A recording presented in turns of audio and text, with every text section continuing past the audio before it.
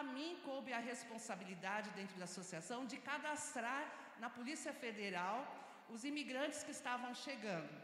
E a minha dificuldade foi que o site demorava muito. Eu não entendia se era o meu Wi-Fi que estava com baixa rotação. Vim para a igreja, o problema persistiu. Então eu me dirigi ao nosso pastor Amaury, falei da dificuldade. E numa das vezes que ele esteve no aeroporto, conversando com o pessoal da ONU, a ONU falou que realmente essa dificuldade é normal, mas que a ONU poderia nos ajudar. E aí eu conversando com o William se propôs, me fez 2 propostas. Doutora, a senhora quer que a gente te ajude a colocar cadastrar o pessoal no site, ou você quer um treinamento? Eu falei, nós queremos tudo, né? E como uma boa calvinista, nossos princípios protestantes com João Calvino, a melhor forma da gente divulgar uma coisa é publicar. Quanto mais pessoas sabendo, mais rápido a gente consegue fazer. Então eu entendo que hoje o Brasil, nós estamos num trabalho intenso de acolhimento aos refugiados. Quanto mais pessoas tiverem informação, mais rápido a gente consegue ajudar a ONU a poder tirá-los da situação que hoje eles estão no aeroporto. Eles estão lá esperando lugares de acolhimento. Eles estão esperando alguém que abrace eles e dê as boas-vindas. E nós, como os cristãos, nós entendemos que o ID de Jesus, muitas vezes, trazemos eles para perto de nós. Não só enviarmos, não sermos só bênção lá no estrangeiro, como nós fizemos por muitos anos, enviando os missionários. Mas agora chegou o momento de nós acolhermos. A nossa igreja aqui, por exemplo, está em essa parte jurídica que eu estou fazendo. Nós temos a outra parte que está fazendo a parte logística. Nós já alugamos 2 imóveis, mobiliamos os imóveis e temos o compromisso de, durante 6 meses, estar ajudando eles com comida, roupa e condição de emprego. Nós queremos que daqui 6 meses eles já tenham condição de trabalharem e continuarem a vida deles aqui no Brasil. Temos professoras aqui na igreja que estão dando alfabetização para eles na língua portuguesa, apesar deles não falarem inglês. Olha que desafio! E a língua que eles falam não tem nenhuma raiz do latim. Então, mais outro desafio. Mas nós não temos medo, né? A Igreja de Jesus sempre trabalhou com dificuldade e os desafios nos fizeram crescer. E por isso que cada dia mais a gente fica mais animado com as coisas que estão acontecendo. Amém? Então é para isso que nós estamos hoje aqui, para sermos treinados. Não tem certificação. Eu perguntei para o William se a ONU daria, ele não me respondeu, então eu entendo que não haverá certificação, né? Mas eu creio que o que nós vamos sair daqui vale muito mais do que um certificado, né? Pelo menos para mim, como advogada, eu sei que agora eu vou poder ajudá-los mais. Amém? Vamos orar? Pai querido, Pai de amor, te agradecemos por essa manhã, porque nós sabemos que faz parte daquilo que o Senhor nos chamou para sermos bênçãos, Senhor, tanto em Jerusalém, Judeia, Samaria e até os confins da terra, Senhor. Abençoa cada um de nós, abre o nosso entendimento, a nossa razão, para que possamos captar tudo aquilo que for nos informado, Senhor, a respeito daquilo que podemos fazer pelos refugiados. Pedimos a Tua bênção na vida do William, Senhor, que se dispôs a estar aqui conosco, Senhor. Abençoa ele, aonde ele estiver, aplane os seus caminhos, guarda ele. Nós sabemos que ele tem ido em lugares tão perigosos na Ucrânia, na Alemanha, Senhor, lugares de guerra, Senhor. Guarda ele, protege ele aonde ele for, Senhor. E que acima de tudo, Senhor, ele possa entender o significado, Senhor, do chamado, das portas que o Senhor tem aberto para a vida dele.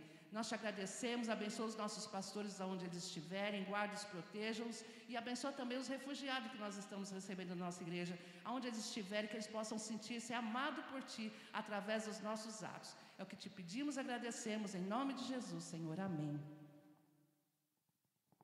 Muito obrigado, eu agradeço a presença de todos, agradeço muito o convite de poder estar aqui. Eu pensei em passar para vocês um pouco quais são o passo a passo dessa regulamentação, dessa regularização migratória, um pouco do que fazer na prática, ao invés de ficar dando muita teoria, tentando explicar as coisas, mas entender realmente assim, o passo a passo do que vai fazer, quais são as possibilidades que nós temos, né, em termos de parcerias aqui em São Paulo, que pode contribuir para que as pessoas sejam o mais rápido possível, tenham a documentação em mãos e possam então continuar. Eu então faço parte do Acnur, que é a agência da ONU para refugiados. A gente tem trabalhado desde 1950, com apoio aos refugiados, solicitantes de refúgio, apátridas e deslocados internos. E só para que vocês saibam, né, o refugiado ele tem assim uma dificuldade adicional nesse deslocamento, porque a gente fala exatamente disso, né, que é um deslocamento forçado, né, ou seja, ele não quis sair da casa dele. Então, essa é uma primeira característica, né, que é essa questão de que, em geral, o refugiado ele não queria sair, né, diferente do migrante, diferente da pessoa que é um estudante, que quer trabalhar em outro lugar, que quer buscar melhores condições de vida e que normalmente consegue se preparar, consegue de alguma forma pensar na viagem passo a passo antes de ir. O refugiado muitas vezes ele tem essa dificuldade de que de uma hora para outra existe uma perseguição, existe alguma dificuldade, alguma violação de direitos humanos que é tão grave que a única opção que ele tem é sair da casa dele, senão a vida dele vai estar em risco, ele pode vir a falecer, ser morto, torturado. Então, para isso, ele é obrigado, né, a sair da casa dele. Tá? Nesse sentido, eu vou falar um pouco tanto da parte de refúgio, então, o que fazer quando um refugiado chega, quando uma pessoa deseja pedir refúgio, e também, né, o que fazer naqueles casos em que a pessoa não quer pedir refúgio, ela quer pedir, ela tem direito, muitas vezes, a uma regularização migratória, e aí, nesse caso, ele vai ser migrante, vai ter os direitos todos que os migrantes têm no Brasil. Tá? Por que eu vou falar dos dois, embora o Acnur trabalhe especificamente com refugiados? Porque tem muitas situações que a gente considera de refúgio, situações graves, de guerras, que o Brasil, pela sua legislação atual, resolveu facilitar o processo e conceder o que a gente chama de visto humanitário. O visto humanitário é uma permissão de entrada para algumas nacionalidades em que essas pessoas possam vir mais facilmente. Tem muito refugiado que, quando vem para o Brasil, ele não consegue nem ter um passaporte. Então, no Porto de Santos, por exemplo, não é incomum, dentro dos navios, terem pessoas escondidas que, para salvar a vida, entram em qualquer navio, pagam alguém no porto, entram no navio e, de repente, chega no Brasil. Então, tinha um caso até interessante, hoje eu conto porque a pessoa está bem, então está tudo bem. Mas ele falava comigo assim, eu entrei no barco, eu precisava fugir porque eu era estudante, eu comecei a participar de manifestações contra o governo, e nesse momento eu fui preso, porque a gente estava fazendo a passeata na rua. Fiquei 4 ou 5 dias na prisão, me bateram, apanhei muito, iam me matar, eu percebi que iam me matar. Minha mãe pagou para o guarda para deixar eu sair. Aí ele sai da cadeia e, nesse medo, né, de muitas pessoas que já tinham apanhado igual a ele, né, que muitos já tinham morrido, ele vai no porto, entra num barco, também paga ali para um do pessoal ali que trabalhava, entra no barco, fica lá, achando que ia para algum país da África. E, de repente, quando ele sai do barco, ele encontra assim, um pessoal esquisito, falando uma língua que ele não entende, ele falava francês, e ele fica desnorteado. Né? No litoral de São Paulo, tem muitas pessoas do Senegal, muitas pessoas que acabam falando francês. Uma delas passou por lá, viu essa pessoa meio perdida, falou, não, aqui, vai para São Paulo que você vai conseguir ajuda, e, de repente, ele veio para São Paulo. Então, assim, num dia para o outro, ele está aqui, né? Isso, sem saber o que fazer, ele chega na Praça da Sé, não fala português, mas vai se ajeitando, e hoje ele está bem. Então, isso acontece muito normalmente, quando nessa velocidade que eu comento, né, então nessa situação que o refugiado muitas vezes não tem tempo do preparo, pode acontecer situações como essa. Né? Mas o Brasil tem concedido para pessoas da Venezuela, para pessoas do Haiti, da Ucrânia, do Afeganistão, e da Síria, um visto especial para que esse tipo de situação não aconteça e a pessoa, então, possa vir e ser acolhida da melhor maneira possível. Esse visto, por ser um visto, ele concede a essas pessoas o que a gente chama de autorização de residência, para que ele possa, um documento para que ele possa residir no Brasil, trabalhar normalmente. o refugiado, quando chega, ele vai ter um outro documento que é um protocolo de solicitação de refúgio. E esse protocolo também dá direito a ele a ficar aqui, dá direito a ele trabalhar, estudar, fazer tudo o que ele precisar, né? Mas é um documento diferente, ele tem um processo diferente, é um processo mais longo, um processo que vai demorar 2 anos, 3 anos, para ter uma decisão, né? Tem outros direitos, tem direitos a mais que o imigrante, ele tem facilitação documental, então ele não precisa apresentar a documentação do país de origem, né? Porque se ele for para o país de origem, a vida dele está em risco, então entende-se isso. Ele também tem facilitação para revalidação de diplomas, facilitação para entrar em algumas universidades. Nós temos um projeto com 35 universidades, que se chama Cátedra Sérgio Vieira de Mello, que faz exatamente esse processo, né, tanto de revalidação quanto de facilitação do ingresso. Mas tem que também pedir autorização para sair do Brasil. Então, por outro lado, ele tem que pedir uma autorização, porque o Brasil o protege. Então, se ele vai sair, ele precisa de alguma forma avisar o governo brasileiro que ele vai sair do Brasil. Bom, então nós vamos passar pelos dois. Bastante informação. Vou tentar ficar até as 11 horas, que é o nosso prazo regulamentar. Se eu passar um pouquinho, vocês me desculpam. E se eu passar muito rápido também, depois a gente volta. Se vocês quiserem perguntar, fiquem bastante à vontade. Levantem a mão, pergunta. Certo.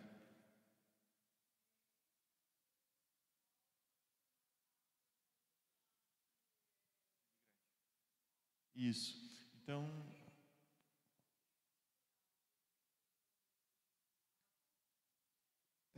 o processo de refúgio, ele é todo declaratório. Tá? Então, isso significa que a pessoa não precisa apresentar nenhuma documentação.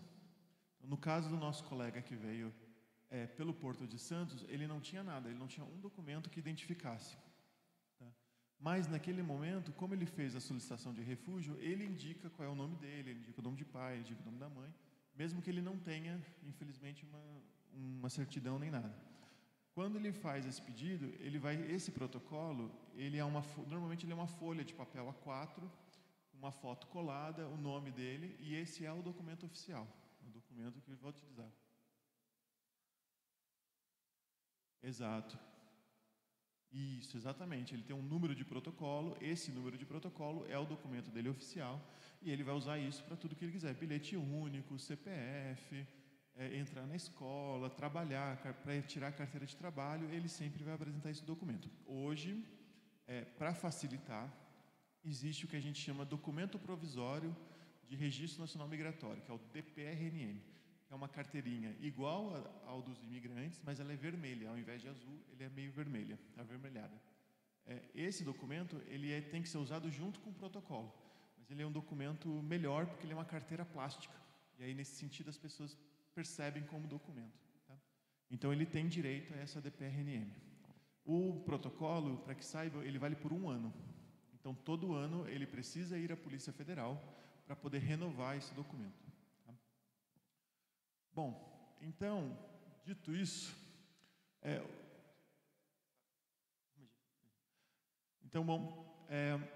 quando eu comento com vocês, o nosso trabalho pelo Acnur, além do atendimento direto que a gente faz, né, o Acnur está em mais de 140 países fazendo atendimento direto. Né? Aqui em São Paulo, nós temos algumas parcerias que fazem esse atendimento, e o escritório de São Paulo, do qual eu faço parte, tem um papel de tentar criar estruturas, tentar de alguma forma criar algum tipo de fluxo para que o atendimento dessas pessoas possa ser o melhor, o mais rápido possível, possa acontecer de uma maneira mais adequada.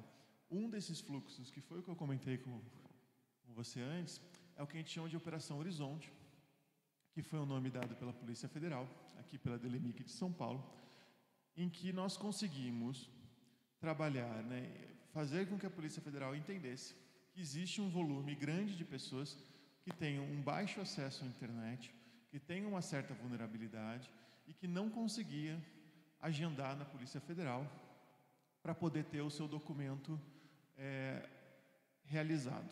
Então tinha um número grande, as organizações sempre tinham muito problema para fazer esse agendamento. Era um passo depois com o qual eles não conseguiam fazer, mas aos poucos nós conseguimos mostrar para a Polícia Federal que esse problema acontecia.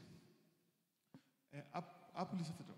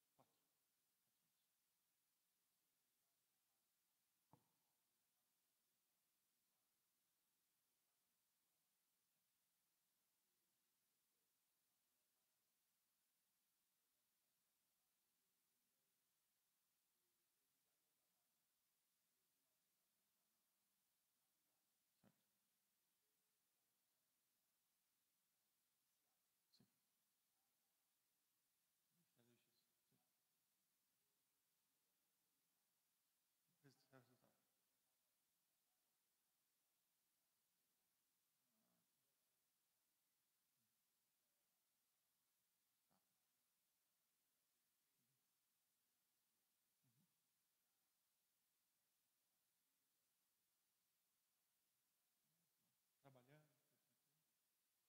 Você?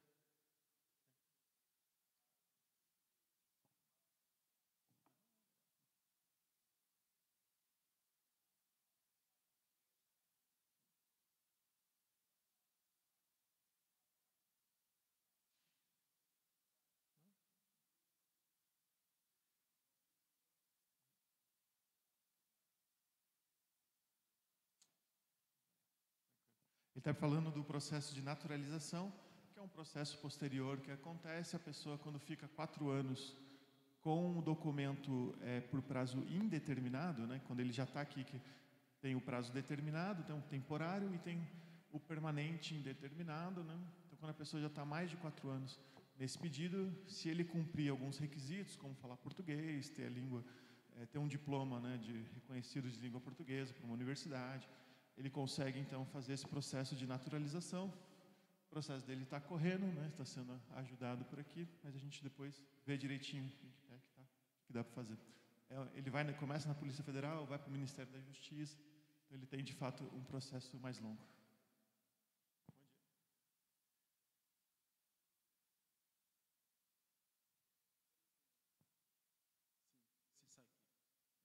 O que acontece? A gente quer saber se tem alguns familiares lá no Haiti e se vocês têm como ajudar a trazer para cá. É isso. Obrigado. Obrigado. O Haiti, ele tem hoje, né, como eu comentei, o Haiti foi o primeiro país que o Brasil reconheceu com visto humanitário. Então, lá desde 2012, mais ou menos, quando começa o fluxo haitiano, o Brasil reedita, né, inúmeras portarias para esse apoio.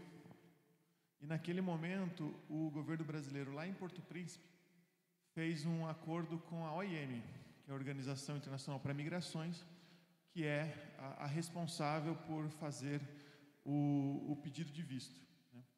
Até onde eu escutei da última vez, em conversas com eles, tem uma dificuldade grande pelo número de pessoas que estão pedindo. É o mesmo problema hoje com os afegãos, né? Tem um número grande também de afegãos que estão pedindo visto, e aí a agenda, né, das embaixadas já está para 2024, né? Então a pessoa hoje está com bastante dificuldade. Eu preciso ver com a IEM, porque como eles controlam aquela parte, mas de repente se tiver alguma situação, eu deixo meu contato, a gente conversa, ver se dá para fazer alguma coisa, tá?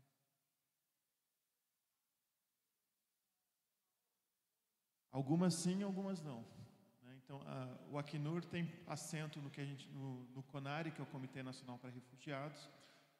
Nós somos membros permanentes, né, do comitê.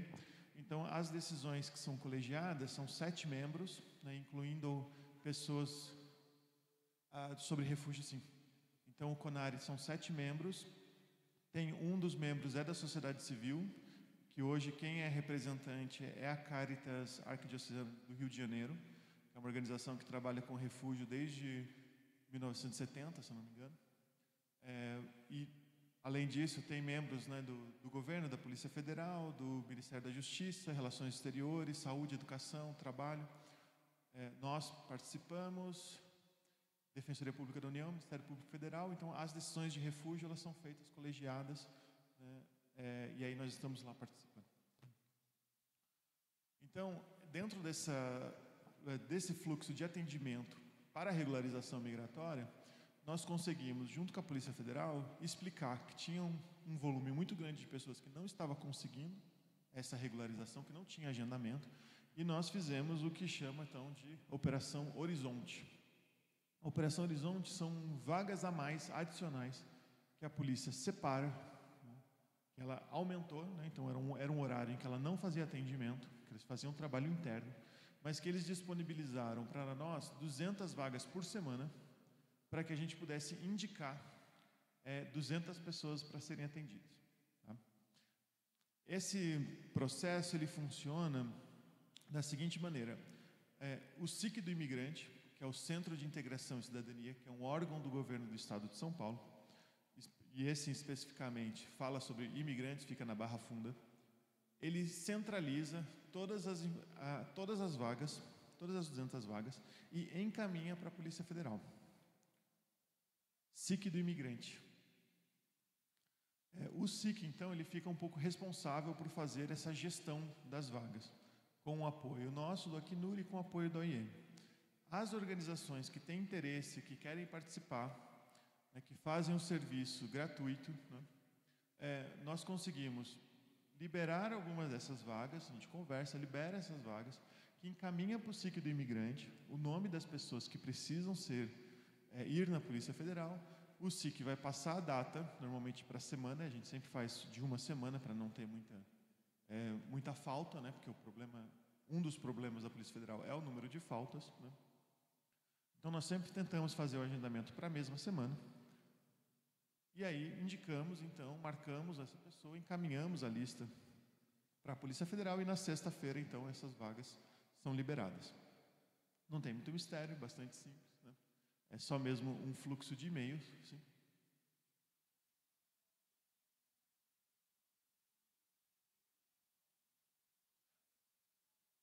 Ele pode ir sozinho, ele não tem problema nenhum, né? A única questão é que existe um grande número de formulários de preenchimento que ele precisa fazer, tanto online ou não, que ele não vai entender. Então, o que a gente percebe é o seguinte: como bem foi dito, informação é importante, né? A gente tem que saber, tem que publicizar. Então, as comunidades, elas já têm as informações do que fazer, de onde ir, como ir até a Polícia Federal. Então, muitas das comunidades elas já entendem. Então, quando chega uma pessoa nova que busca a comunidade, alguém avisa, um vizinho, um amigo, alguém ali que acabou de conhecer: não, você precisa ir na Polícia Federal, você precisa preencher isso aqui, né? Tem casos, infelizmente, de que a pessoa cobra: olha, me dá R$10, me dá 20, que eu te levo até lá, tá? Pode acontecer. Mas, normalmente, sempre encontra alguém que sabe, que dá o caminho das pedras, né? Então, ele vai. Sim, um acaba informando o outro. Às vezes a pessoa já sai do país de origem, já sabendo onde é que ele tem que ir. Então isso acontece bastante também. Ou quem procurar, né? Imagino que mesmo aqui na igreja deve ter vindo gente: meu amigo, né, indicou, falou para eu vir aqui e tal. Então essas informações, elas sempre acontecem muito, essa troca de informação, né? Na Operação Horizonte, então, quais são os casos que a gente consegue encaminhar? Não são todos. São alguns casos que nós fomos, aos poucos, liberando, não é? Aqui não tem um ponto. Mas são esses casos que são alguns que são mais simples, que são normalmente de pessoas mais vulneráveis e de um atendimento mais comum das organizações, tá? Que seria renovação de protocolo de refúgio. Então, a pessoa já tinha um protocolo de refúgio e ela precisa, então, renovar. Por que não tem pedido de solicitação de refúgio? Porque pedido de solicitação de refúgio, o primeiro pedido, a Polícia Federal atende todo mundo que vai. Mas a gente também consegue incluir na Operação Horizonte os primeiros pedidos. Então, a pessoa chegou, quer pedir refúgio, a gente consegue também indicar aqui. Então, pedidos e renovações, lembrando que a polícia atende o primeiro pedido exatamente para a pessoa não ficar sem documento no Brasil, né? Registro de refugiado reconhecido. Então, a pessoa estava com protocolo de refúgio, foi reconhecida como refugiado, consegue então, precisa fazer um registro desse reconhecimento, pode entrar na Operação Horizonte. Emissão de segunda via de documento, perdi a carteira, o RNM, perdi o documento, preciso emitir um novo, né? Então, nesse caso, eu consigo fazer também. Ou passou o prazo, né? O RNM tem um prazo de 9 anos para quem já está com prazo indeterminado, precisa pedir uma segunda via, consigo pedir por aqui também.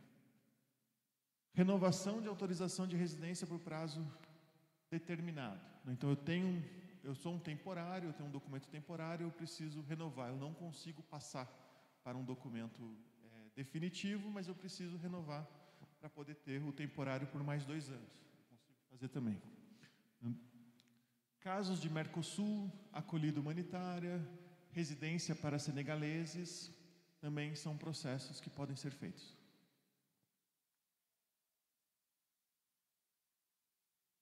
Porque os senegaleses, eles não são um pedido de acolhida humanitária, mas existe uma portaria que diz o seguinte: existe um grande número de pessoas do Senegal que solicitaram refúgio no Brasil até 2000 e continua solicitando, mas o governo brasileiro resolveu garantir que os senegaleses que estavam no Brasil solicitaram refúgio até 2017 podem, de alguma maneira, ter uma autorização de residência. Depois de 2017, não, mas até 2017, sim. Então, é uma portaria meio específica, mas pode ser feita.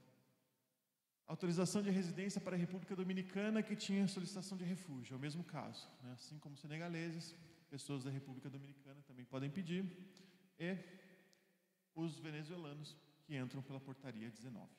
Tá? Então, nós estamos falando, normalmente, de acolhida humanitária.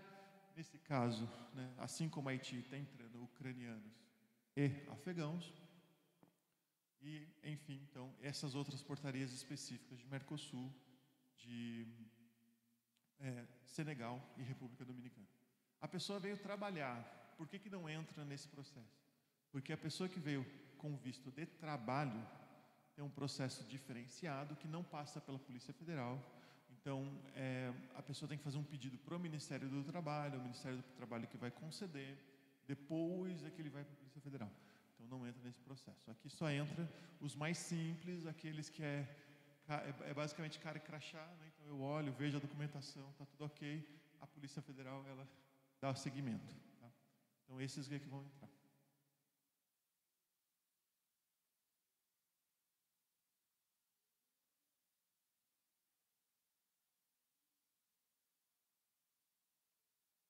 Qualquer pessoa pode pedir refúgio. Refúgio é uma coisa à parte e qualquer pessoa pode pedir. Certo? Tá. Veio pelo aeroporto. Sim. Sim.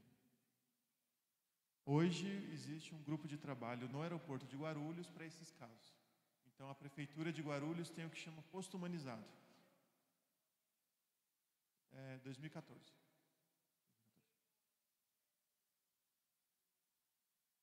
Sim.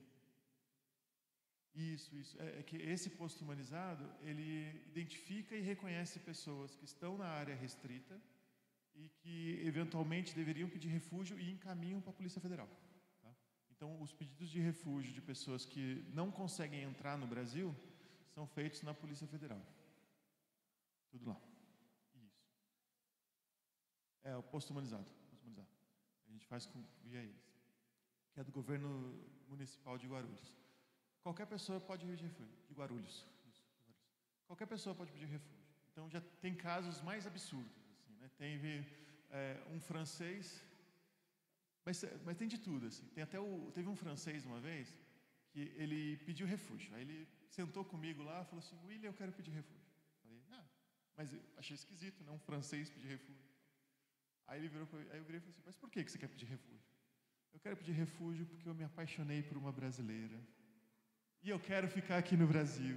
E eu não tenho como ficar aqui no Brasil, mas eu quero ficar. E eu quero pedir refúgio.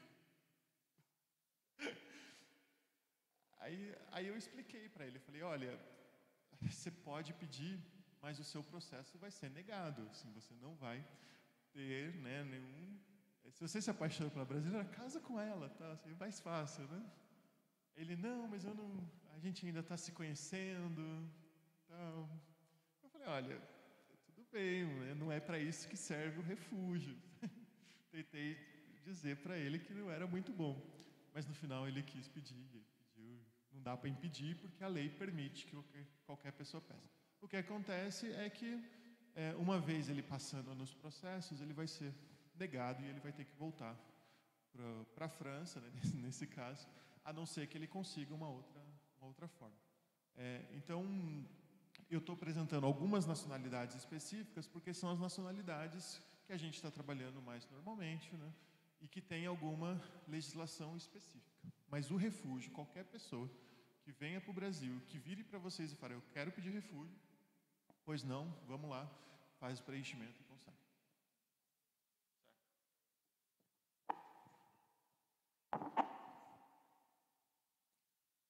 Não. O Brasil tem uma legislação mais aberta, né? A possibilidade de pedir refúgio, ela é universal porque ela está em alguns tratados internacionais. Então, e muitos dos países, a maioria deles, assinaram esses tratados, então a pessoa pode pedir refúgio em qualquer lugar do mundo, né? Normalmente existe um motivo, isso. E esse motivo vai ser avaliado pelo governo local, né? Então, o Brasil vai avaliar esse pedido, todo mundo vai avaliar. Tá? O que existe alguns lugares têm uma lista de país seguro, então, uma lista de países que eles pressupõem que não tem perseguição e não permite.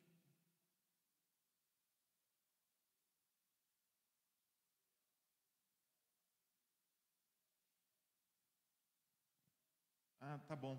A gente vê depois o caso direitinho, que eu preciso ler a documentação, tá bom? Direitinho. Bom, então o primeiro procedimento é o de solicitação de refúgio, que ele é mais longo, porém mais simples. Tá? Então, como eu disse, qualquer pessoa pode pedir refúgio, e ele vai pedir refúgio por meio de um procedimento, né, de um site chamado Sisconare. Tá? Então a pessoa chegou, quero pedir refúgio. O que vocês vão fazer? Vocês vão abrir o Sisconare e por meio do Sisconare vocês vão fazer o preenchimento. Tá? Sisconare. Isso. Tá? É o Sistema de Informações do CONARE, Sisconare. Ele não tem muita imaginação assim para nomes. Bem simples, é junção. O Sisconare, então, sisconare.mj.gov.br, isso é fácil de encontrar, tá depois eu passo para vocês uma série de documentos, formulários, checklists, então tudo para vocês poderem ter em mãos para facilitar. Eu passo depois.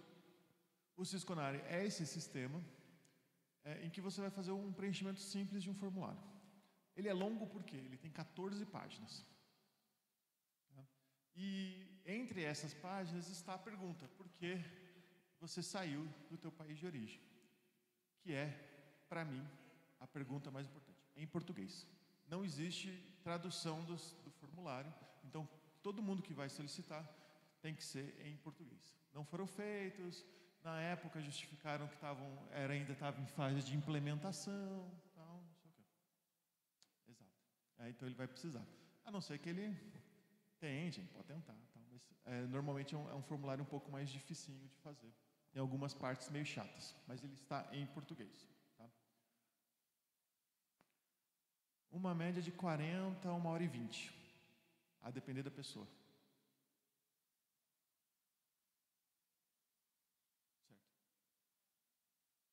Certo. Depende do caso, o CONARE tem algumas priorizações, então hoje eles estão tentando, tem a priorização legal, né? Então idosos, gestantes e tal, que eles tentam passar na frente, mas também tem uma priorização de nacionalidades. Então tem algumas nacionalidades que o CONARE entende que o refúgio é mais provável. Né? Então Venezuela, Mali, Síria, Camarões, então algumas nacionalidades que já têm um certo entendimento. Aí esses passam meio que na frente, assim, de alguma forma. E aqueles que têm mais baixa possibilidade vão ficando para depois, ou que são mais complexos, ou que são nacionalidades novas. Uma média, mais ou menos, no processo de refúgio vai ter uma entrevista, que a gente chama de entrevista de elegibilidade, em que a pessoa vai ter que contar os motivos e que faz parte da avaliação. Então, ele vai sentar com o oficial do governo e ele vai explicar os motivos que fizeram ele vir para o Brasil. Vai contar tudo o que aconteceu e tal. Para ele ser chamado para essa entrevista, hoje está levando mais ou menos 1 ano e meio. Então, ele aguarda 1 ano e meio para poder ser chamado para a entrevista.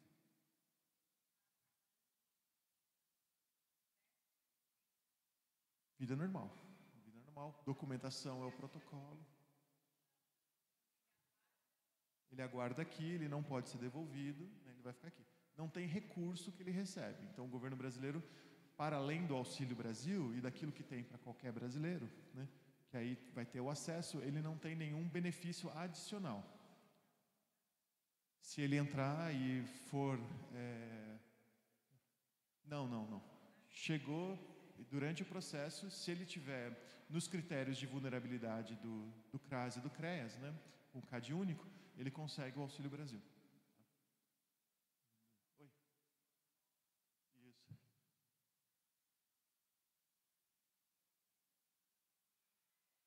O Centro Pop, sim, consegue fazer também no momento do abrigamento, as assistências sociais conseguem fazer, de fato. Sim. Ele pode solicitar o refúgio ou ele pode solicitar autorização de residência por questões humanitárias. Sim. Não, então, o refúgio não tem visto. O visto, ele é só uma permissão de entrada.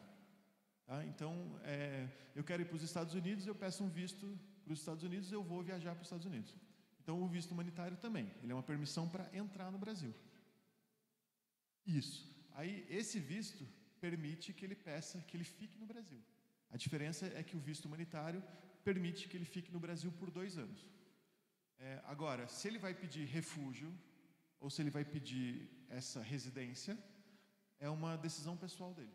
Aí ele que tem que escolher.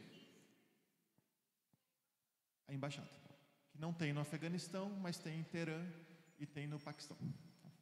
Então, mas ele tem que pedir alguma coisa. Tá? Ele não pode ficar só com o visto na mão, porque o visto acaba em 90 dias.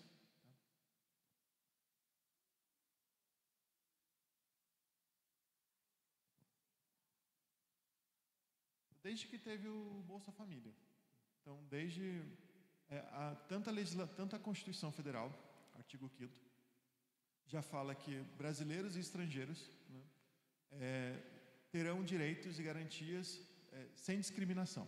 Então, se você for no artigo 5º da Constituição Federal, você vai perceber que todos os serviços assistenciais são concedidos tanto indiscriminadamente. Né? A Lei 9474, que é a Lei de Refúgio, ela traz nas suas especificações que direitos e garantias sociais serão dadas aos refugiados naquele momento. Em 2017, a gente tem a Lei 13445, que é a nova Lei de Imigrações, que você vai ver no artigo 2º e 3º também a garantia de direitos e garantias sociais. Então, mas isso já vem desde... Igual o brasileiro. Igual o brasileiro. Então, as mesmas regras do brasileiro vai ser aplicado para o migrante. Artigo 5º da Constituição e os primeiros artigos da Lei 13445, acho que é o 2 e o 3, se não me falha a memória. A Lei de Refúgio está ali, num deles, mas eu não vou me lembrar de cabeça, mas está lá. Veio então, Sisconare, a gente vai fazer esse preenchimento. Tá? O primeiro passo, eu vou passar alguns passos que são os mais difíceis. O primeiro é ter um e-mail. Parece bobo, mas não é. Né? A primeira dificuldade é ter um e-mail. Tá? Não, mas todo mundo tem um e-mail, tem um celular. Tem. Mas às vezes a pessoa não sabe qual é o e-mail. Às vezes a pessoa não tem o login e a senha para acessar o e-mail. Às vezes ele só colocou ali no celular e nunca abriu aquele e-mail. Tá?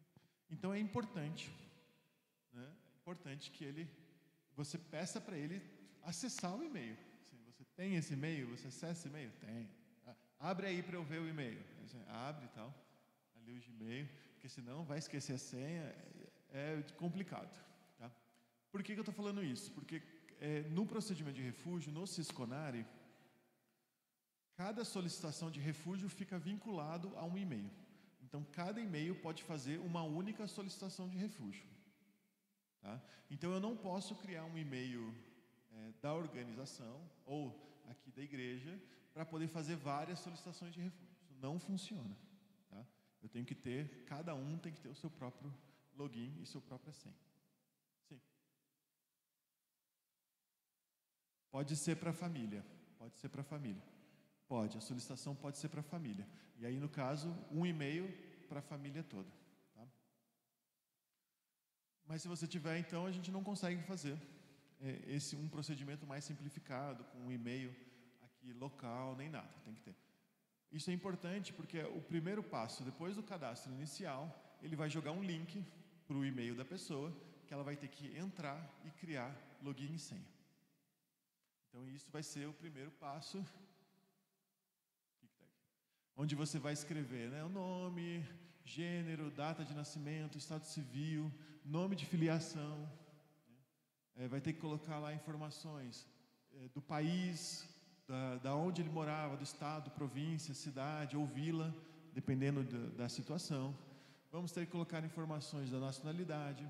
Se ele não tiver nacionalidade, a gente indica que ele é um apátrida. Muitas vezes a pessoa não vai ter, né, ela não, os pais eram de outro lugar, era de outro país, nasceu lá, então pode acontecer situações. Indicar a língua da pessoa, se ela fala alguma... que língua que ela fala? Ela fala pashto, ela fala urdu, ela fala francês, espanhol, então a depender. Às vezes, em muitos países africanos tem dialetos, tem que indicar qual é o dialeto que ela fala, então tem essa diferenciação, pode colocar. Colocar a etnia, se tem uma etnia ou não tem. Às vezes as pessoas, não, mas tem alguma etnia? Não tem etnia. Aí, mas que língua você fala? Eu falo Lingala. Lingala é uma etnia, você bota lá na etnia. Também que as pessoas às vezes não entendem o mesmo conceito de etnia. Então, eu sou malinquê, eu sou soninquê, dependendo da situação vai ter algo diferente que faz muita diferença na solicitação de refúgio. Porque uma das possibilidades de refúgio é por conta de perseguição pela etnia. Acho que o caso mais emblemático, assim, o que mais apareceu na mídia nos últimos anos foram os dos... Xiita é religião. Xiita e sunita são partes do islamismo. Mas foi lá em Mianmar, os Rohingyas. Foi uma perseguição que teve, um genocídio que teve agora nos últimos anos, dos Rohingyas, que é uma etnia própria ali na região de Mianmar. Entre os afegãos tem os Hazaras. Isso, alguns estão lá em separado, mas que também tem algumas brigas étnicas com o pessoal do Afeganistão, entre eles mesmos, mas que aqui no Brasil estão aprendendo a conviver, porque não tem como, né? Mas saibam que existem os Hazaras. Os Hazaras são diferentes, eles têm uma expressão mais japonesa, assim, parece mais oriental do que os outros afegãos, tá? Mas então tem essa questão. Eles fizeram até uma manifestação recentemente aqui em São Paulo, por conta do genocídio Hazara, tal. Então tem algumas etnias, né, que acabam tendo essa dificuldade, uma perseguição adicional. Então é sempre importante tentar conversar com a pessoa. Se ela disse não, é não. Enfim, né, é sempre a declaração dela. Mas saibam que isso ajuda. Religião, então no caso eu sou sunita, eu sou xiita, eu sou cristão, tem na lista lá diferenciação, também pode ser feito. Tem algumas religiões africanas, enfim, dá para colocar. Em Angola tinha uma que era muito interessante, que era um ramo do cristianismo que chamava Igreja Luz do Mundo, que também teve em algum momento em 2016 uma certa perseguição pelo governo angolano. O diretor, né, o presidente dessa igreja na época foi preso, mais 9 pessoas foram presas e tal. Então tem muito angolano que vem no Brasil e que fala que é dessa Igreja Luz do Mundo. Se tiver alguma doença, tiver alguma deficiência, onde que foi o último endereço dessa pessoa, né? Porque às vezes ela mudou de país antes de vir para o Brasil, então isso é importante saber. O endereço no Brasil e o tal do e-mail. Qual que é a minha recomendação para vocês com relação ao e-mail? Nesse primeiro cadastro, você pode colocar um e-mail alternativo. Então eu sempre ponho o meu e-mail como e-mail Mas aí você vai ficar recebendo os e-mails, as notificações? Não. né? Então, no primeiro cadastro eu coloco o meu e-mail como alternativo, não como principal, né? Quando eu finalizo esse cadastro, o meu e-mail também vai receber o link. Então, meu e-mail já está no computador aberto, eu recebo o link de cadastro, crio a senha. Quando eu crio a senha, eu vou ter que entrar, fazer o login e continuar com o cadastro. Nesse momento, eu tiro o meu. Então, aí eu paro de receber. Mas, pelo menos, eu já criei o login e a senha, eu não preciso. Porque, às vezes, acontecia o seguinte: tá bom, recebeu o link? Ah, recebi. Ah, tá aqui, não está funcionando. Tá. Aí, o celular da pessoa não funcionava, a internet caía, acabava crédito e tal. Então, era um problema adicional. Então, essa é a estratégia que eu costumo fazer. Eu coloco como e-mail alternativo o meu. Na hora de finalizar o cadastro, eu tiro o e-mail alternativo. O e-mail alternativo eu posso incluir e tirar quantas vezes eu quiser. Então, facilita um pouco nesse momento. Tá? Então, vamos fazer o login, né, como eu comentei. O login é feito com o e-mail da pessoa, a senha que foi recém-criada, não tem muito segredo. E aí nós vamos para essa parte de solicitação, que é o primeiro módulo que está lá. Nessa solicitação, então, vai me dar acesso ao formulário.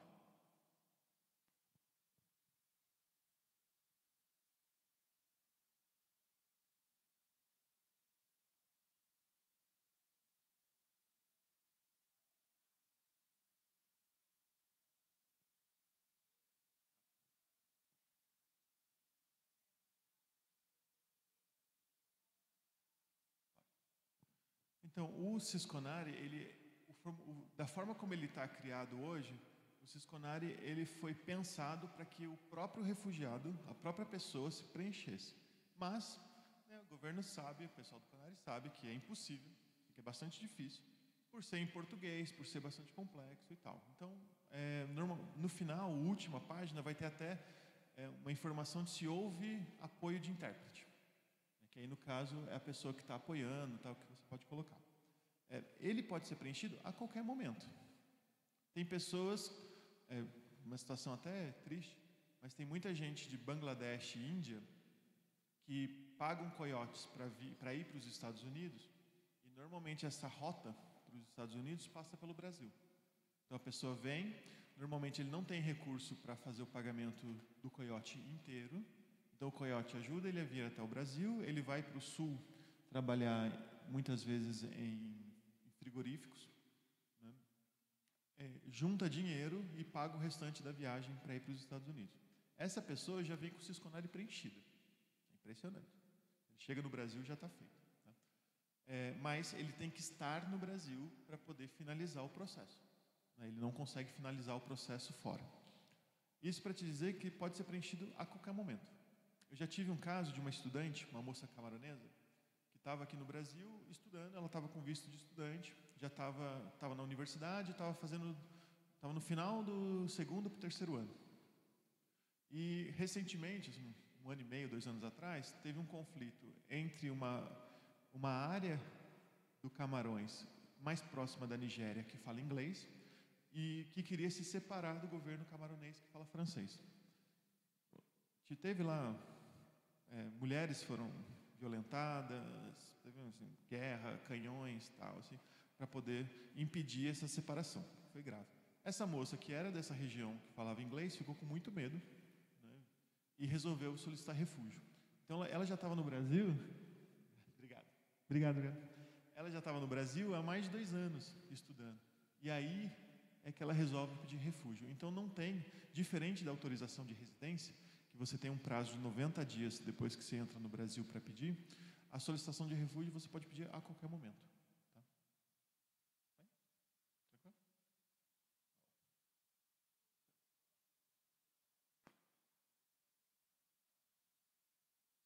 Pode. Não precisa tirar, eu passo depois para você a apresentação, compartilha. Tem alguns documentos de apoio que eu vou passar para você também. Compartilha com todo mundo. Você tem e-mail de todo mundo? Então, fiquem tranquilos, eu passo isso para você. Me cobra, se eu não te falar, me cobra. Que às vezes a gente fica ali com o trabalho. Tá? Mas eu te mando. Então, teria nesse primeiro módulo, né, que a gente chama, a possibilidade de solicitar. E ele vai abrir, então, o tal do formulário. Né? E aí você começa a preencher, não tem muito segredo para preencher. Aí é um formulário simples, como qualquer cadastro, não é, que vai ser feito para a pessoa. Este é o primeiro momento que você tem para corrigir informações. Então, se naquele cadastro inicial, ao invés de escrever Mário Oliveira, você escreveu Mária Oliveira, esse é o momento que você tem para corrigir. O nome da pessoa, o nome dos pais, essa primeira informação. Uma vez preenchido, não dá mais para alterar. Tá? Preencheu, finalizou, esquece, não dá mais para alterar. Tá? Então prestem bastante atenção nesse segundo momento, verifiquem de fato, né, se está tudo correto, se não está. Os nomes afegãos são super difíceis, então tem letras ali que a gente às vezes come, esquece e tal. O teclado deu aquela bagunçada, a tecla não funcionou. Então prestem atenção nesse momento para poder garantir, né, que as informações estão preenchidas. Tá? Deixa eu voltar aqui. Então não tem muito segredo, você vai só incluindo. Qual é a dificuldade? Tem algumas informações, como a informação, por exemplo, de onde você trabalhou. Você trabalhava no teu país de origem? Sim. Aí ele vai abrir um quadro para você incluir onde trabalhava. Então, quando você vai incluir, ele vai abrindo assim meio que uns pop-ups internos ali, e você tem que colocar. Aí você vai colocar o nome do lugar, o período que trabalhou, o que você fez. Ok. Eu trabalhei em outro lugar. Aí você vai abrir de novo, vai abrir esse pop-up de novo, vai botar todas as informações, vai dar ok. Então, quantas vezes isso acontecer, você vai incluindo. A mesma coisa com o ensino. Então, você estudou? Estudei. Eu fiz o ensino médio em tal escola. Aí você coloca lá, vai abrir o pop-up, as informações, você confirma, ele salva. Não, mas eu fiz universidade. Você vai colocar mais um, vai adicionar mais um, vai abrir o pop-up, vai colocar as informações e salva. Né? Prestou serviço militar obrigatório? Sim. Aí vai abrindo as perguntas. Então, isso tudo vai de 40 minutos, isso aí vai virando 50, 55 e tal. Vai demorar. Aí tem a pergunta na página 7. Por que você veio para o Brasil? Essa é a pergunta central. Que precisa, de fato, escutar para poder colocar as informações de uma forma mais clara, para poder indicar. Tá? Então, tentem nesse momento, né, não ter muita pressa, né, não ter frases prontas, porque isso tudo prejudica a solicitação. Tá? Quando você chegar no final, na página 12, na página 12 vai ter inclusão de família. Tá? Então lá no finalzinho vai ter algumas perguntas. Você deixou familiares no país de origem? Não deixei. Não deixou, mas você não tem pais lá? Tem irmãos? Tenho. Então tentem colocar o nome, porque depois existe o direito à reunião familiar, né? Então vai querer trazer a família. Se não tiver nesse formulário, ele vai ter que justificar. Mas por que você não colocou nesse formulário que você tinha esse familiar? Né? Então, se ele disser que não, dá uma pressionada assim, mas e teu pai, e tua mãe, tem irmãos, né, para ele poder, às vezes familiar ele não entende o que é, mas tentem dar uma forçadinha, porque se não tiver nesse formulário, pode ser que lá na frente, minha mãe está aqui, quero trazer, então, quero visto para ela, e isso pode prejudicar, então é importante ter. E depois, isso na página 11. Na página 12, então, familiar no Brasil, aí é nesse momento que você vai incluir o restante da família. Aí você vai colocar a esposa, vai colocar os filhos, vai colocar irmãos que dependam economicamente dele. Então, às vezes está chegando, está todo mundo sem dinheiro, mas tem um irmão menor ali de 21, 22 anos, pode ser incluído também. Né? Então, desde que ele tenha essa dependência. Ele já tem 24, faz uma nova solicitação. Sabe?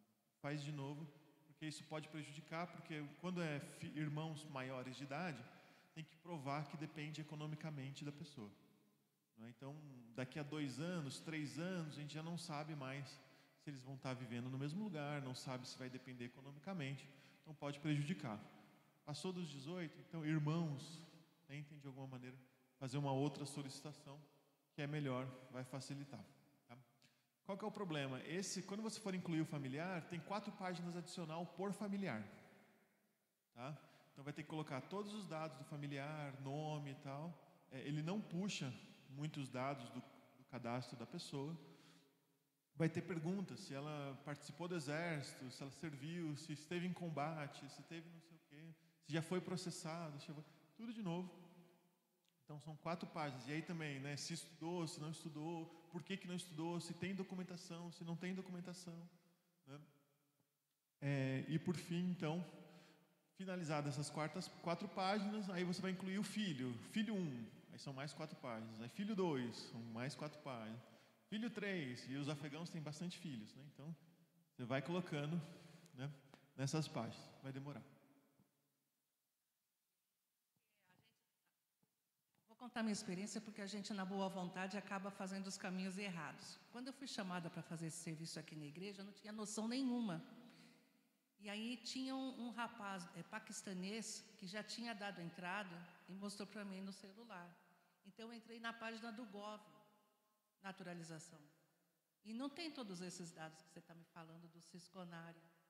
E é tanto que no Gov eu tive que fazer uma página para o esposo, aí abriu um e-mail, uma página para a esposa.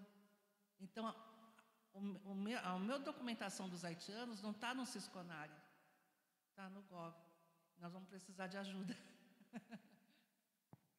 A gente vai mostrar também dos haitianos, o formulário é mais simples, pelo menos, né? Esse é um pouco mais longo. Enfim, terminou, mostrou a todo mundo, acabou, finalizamos, né? Quando finalizamos, então, vai ter uma notificação, vai ter um sininho lá em cima e vai ter a parte de notificações que vai te dar um número de controle que é importante a pessoa levar esse número de controle na Polícia Federal, tá? Precisa levar o número de controle? Não precisa, mas facilita se ele tiver. Durante o processo de solicitação, no Cisconari, vai ter uma série de momentos em que você pode incluir documentação. Então, se a pessoa tiver documentação do país de origem, é importante incluir esse documento. Ah, mas eu preciso escanear esse documento? Não precisa, você pode tirar uma foto do celular mesmo. Para solicitação de refúgio não precisa. Não, nesse momento não. Mas se tiver, por exemplo, passaporte do país de origem, tira uma foto, né, inclui lá nos documentos, que isso ajuda no processo. Ajuda a diminuir de 3 anos para 1 ano e meio, basicamente. Tá? Tem certidão de nascimento das crianças? Tira uma foto, coloca lá. Vai pedir foto. Eu não gosto muito de colocar foto, porque vai ter que ficar tirando e tal. Mas, eventualmente, pode ser colocado. Terminou a solicitação, tem o número de controle, coloquei todos os documentos, está tudo ok. Ele vai à Polícia Federal, leva 2 fotos, 3x4, vai na Polícia Federal.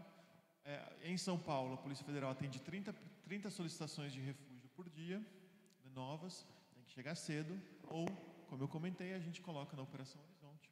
Daí a pessoa vai, então, numa sexta-feira, lá para finalizar o processo. Ele não foi na Polícia Federal, ele não terminou o processo. Ele precisa ir na Polícia Federal para poder fazer isso, tá? Junto com 2 fotos. Mas precisa das 2 fotos? Talvez não, porque na Polícia Federal ele vai tirar as digitais e eles vão bater uma foto. Mas então por que precisa levar 2 fotos? Porque às vezes o sistema da foto não está funcionando. E aí, se o sistema da foto não estiver funcionando, ele vai ter que voltar outro dia, né? Se ele tiver a foto 3x4, a Polícia Federal termina, porque aí tira as digitais do modo, né, anterior, lá com aquela, né, bota lá o dedo lá na tinta, né, e cola a foto 3x4 no processo, né? Agora, se o sistema está funcionando, aí é tudo digital, já fica digitalizado, melhor. Então levem 2, peça para levar as 2 fotos 3x4, que dá mais certo, tá? Todo mundo pode vir na Polícia Federal em São Paulo e participar dessa Operação Horizonte? Não.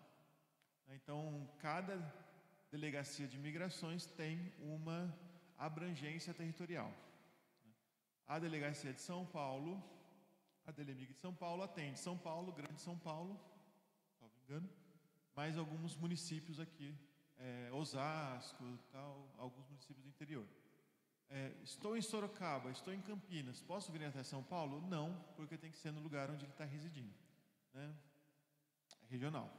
Tem uma lista, existe uma lista com a localização da Delemig e quais são os municípios que ele atende. São José dos Campos tem um número grande de ucranianos, tem que ser atendido em São José dos Campos, não pode vir para São Paulo para fazer esse atendimento, a não ser que a pessoa esteja morando aqui, né? Mas em geral ela tem que estar na residência onde ela mora.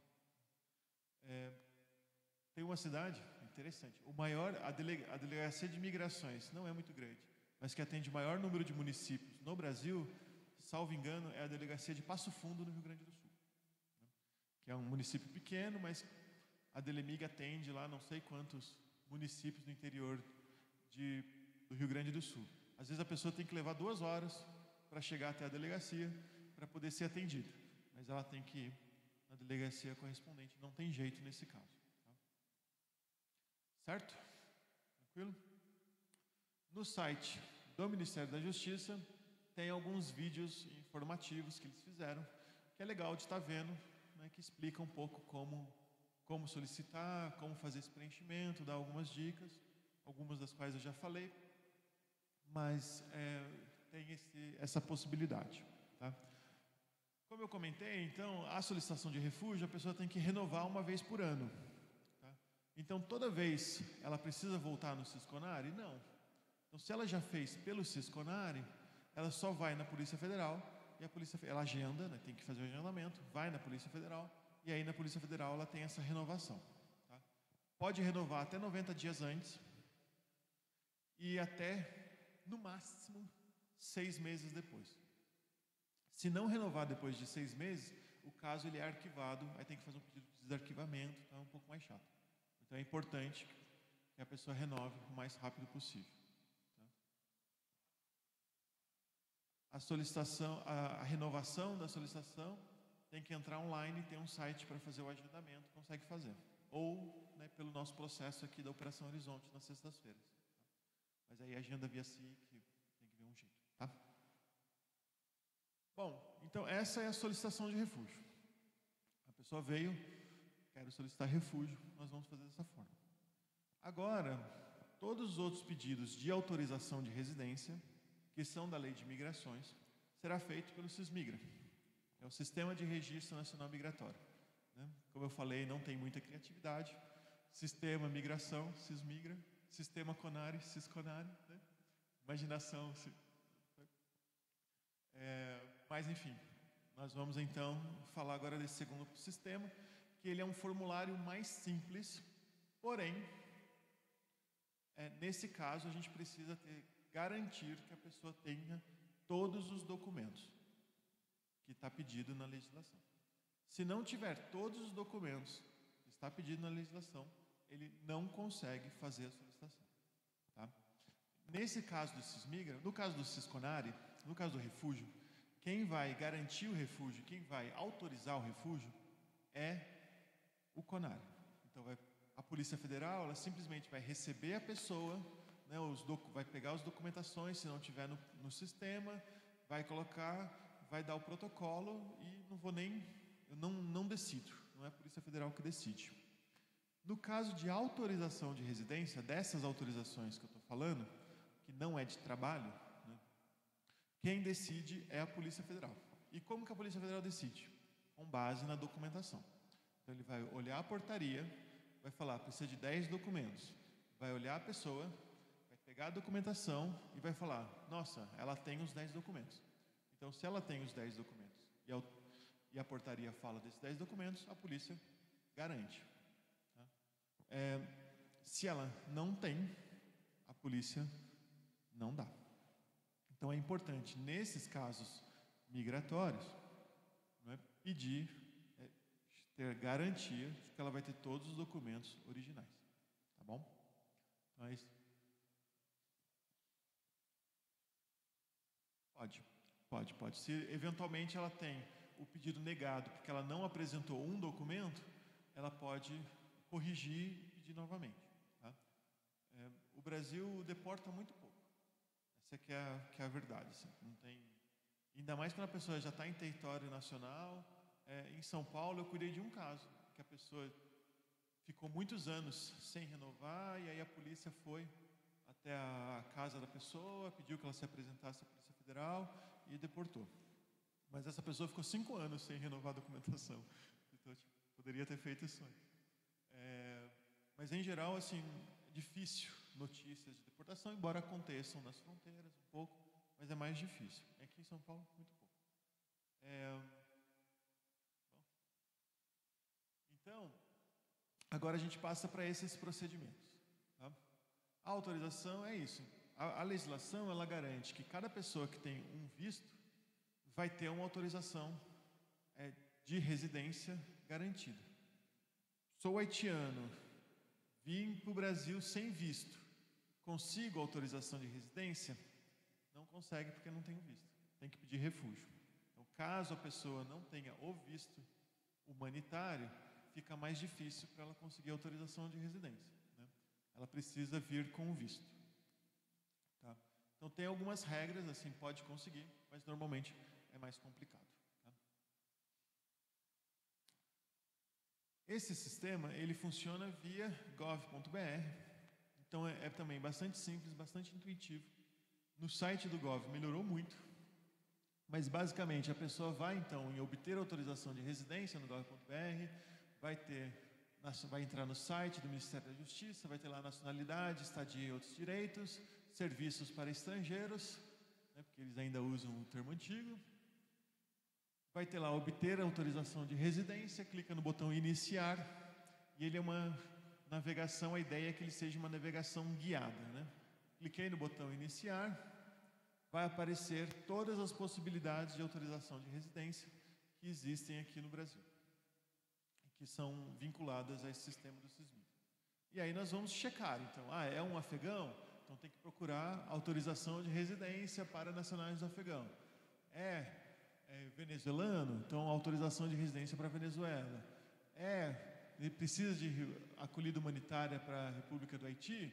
Então eu vejo aqui como é que está.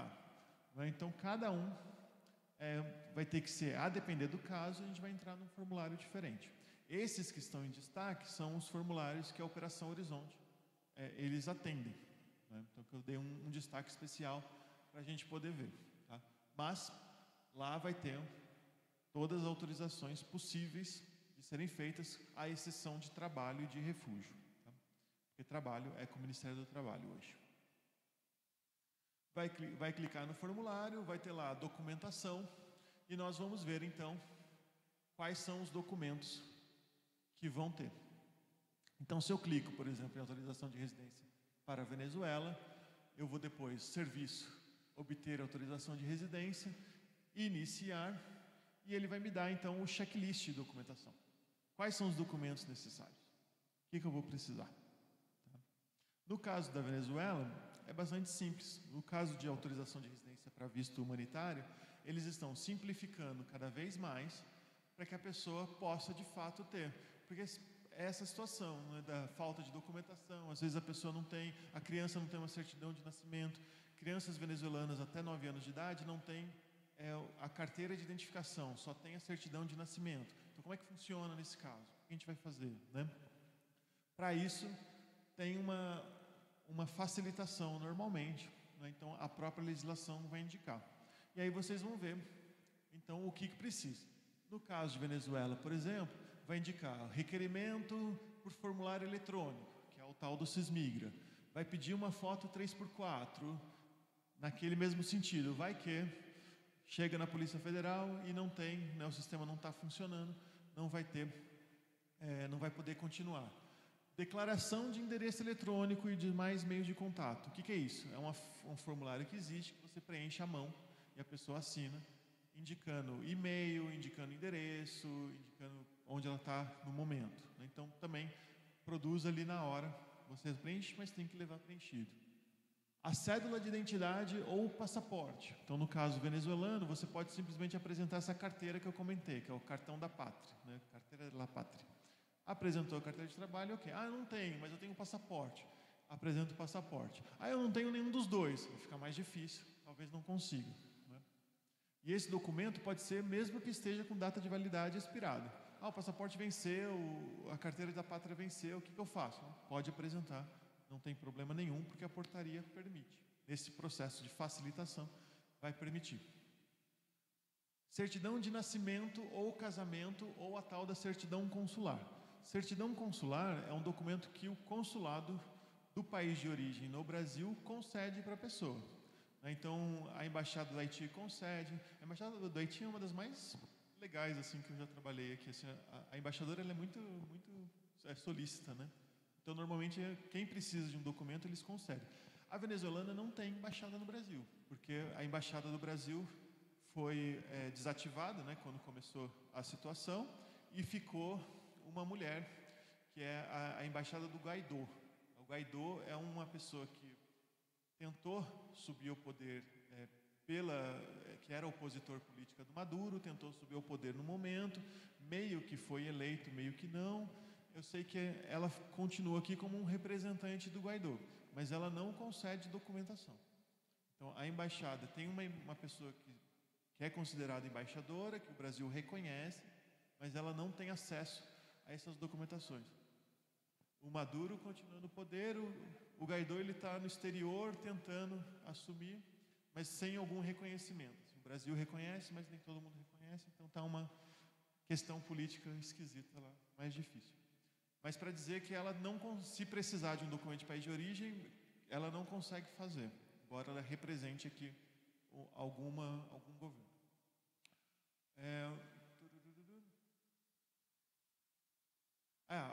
Importante, nesses casos de documentação, normalmente de questões humanitárias, não precisa ter tradução juramentada, tá? Então não precisa fazer essa tradução, que costuma ser muito cara, fazer tanto a tradução juramentada como apresentar a apostila. A apostila é um procedimento que é feito no país de origem, que normalmente é um selo que as pessoas colocam para indicar que aquele documento ele é verdadeiro, tá? Então, quando vocês verem a palavra apostilamento, é um procedimento que é feito no país de origem. Então, você tem um diploma, você precisa garantir que aquele diploma é verdadeiro. Você normalmente faz o apostilamento, né? Então, você vai... Antes era feito na Embaixada do Brasil, mas depois que veio o Tratado sobre Apostilamento de Haia, né, que deu esse nome de apostila, você faz normalmente em cartórios, no país de origem, eles vão conceder esse apostilamento.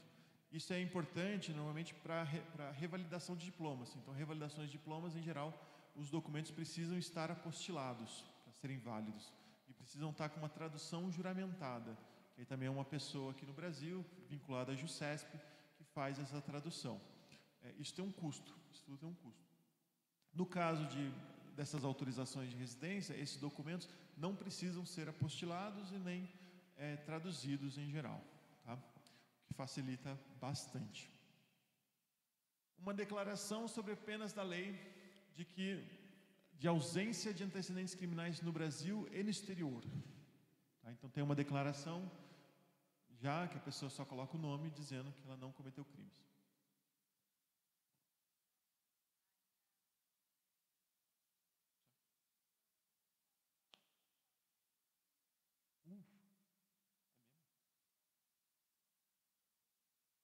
Do país de origem. Tem que ter. Isso. Ela está comentando de um caso de um boliviano em que foi pedido, né, a declaração de antecedentes criminais, porque fora, né, do sistema humanitário, dessas autorizações de residência humanitárias, se pede a declaração de antecedentes criminais do país de origem.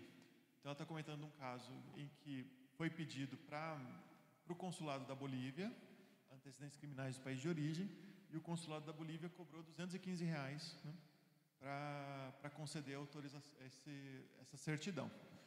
E é isso mesmo, tem que pagar. Tá? Se está escrito no checklist declaração de antecedentes criminais do país de origem, tem que ir na embaixada, tem que pedir para o consulado e tem que conseguir, vai ter que pagar o que for. Não tem consulado aqui no Brasil, ou o consulado no Brasil não emite essa declaração. Então, pode ser que ele tenha que voltar para o país de origem e pedir lá, ou pedir para um familiar, um amigo, para conseguir lá no órgão competente para que mande esse documento para o Brasil. Pode acontecer. Então, a Bolívia, pelo menos, concede, né, melhor do que ter que ir lá.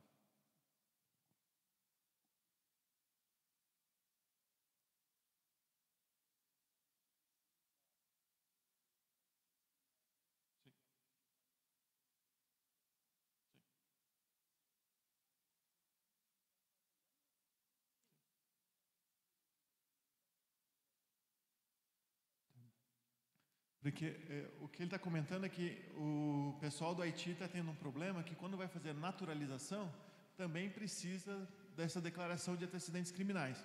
Então, a naturalização não entra na questão de autorização por questões humanitárias. Então, como eu falei, vai pedir, tem que seguir a documentação. E aí, a embaixada, quem concede autorização de residência no país de origem, é o país de origem. Então, tem que ver ou por que a embaixada do Haiti não concede, se ela não pode conceder, e se ela falar que a lei do Haiti não permite que ela conceda, aí a lei não permite, tem que pedir lá no Haiti. Aí não tem muito como fazer, porque quem emite a declaração de antecedentes criminais no país de origem não é o Brasil, é o próprio país de origem. Aí é o Haiti, é a Bolívia, é a Colômbia e tal, são os países que vão conceder. Tá? Sim.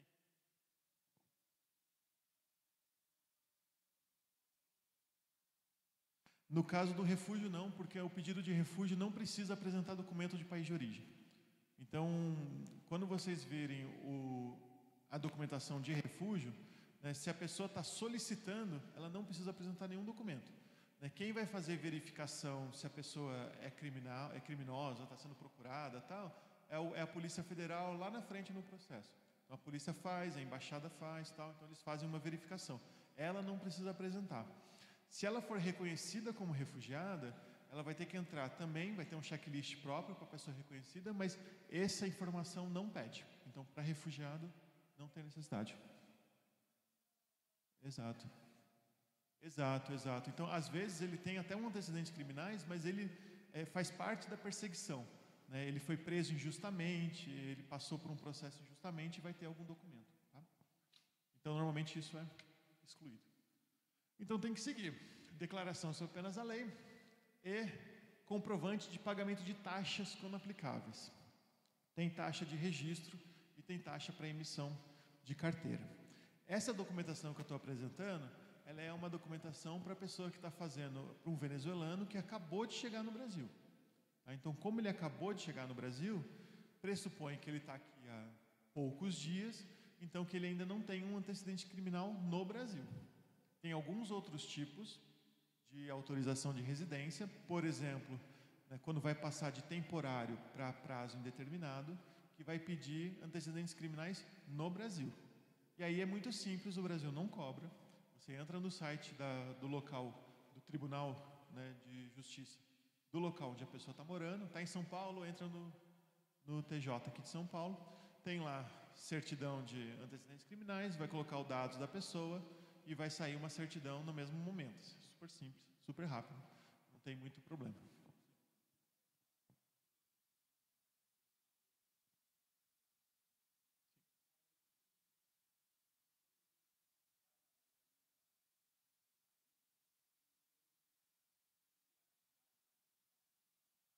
Certo.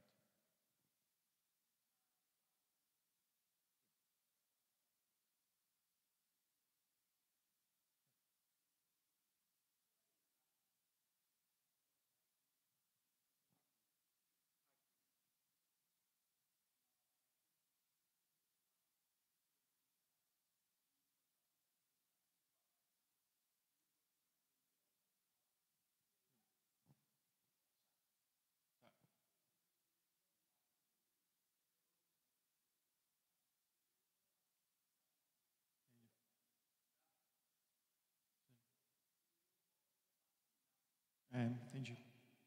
Bem difícil mesmo. Sim. Certo.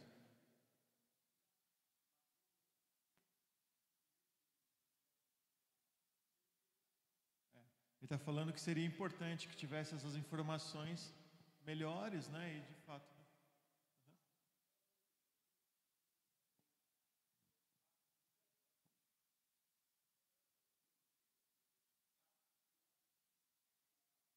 Sim.